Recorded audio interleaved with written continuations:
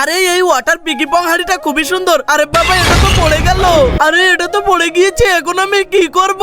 আরে যদি ম্যাডাম দেখতে পাই তাহলে তো তোদের আজকে এবার এইভাবে মেরে ফেলাবো আমি। এইবার আমি কি করব? আরে আরে এখন তো আমার আর কিছুই করে নেই। আরে কলা আইডিয়া এসেছে মাথায়।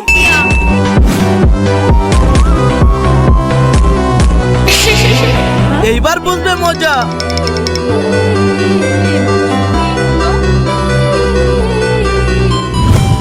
আরে বাপরে আমি তো পড়ে গেলাম। আরে তোর কি হয়েছে? আরে ম্যাডাম ওই আরিয়ান কলা রেখেছিল আর আমি কলা পিছলে পড়ে গিয়েছি। আরে আরিয়ান, আরে আমি তো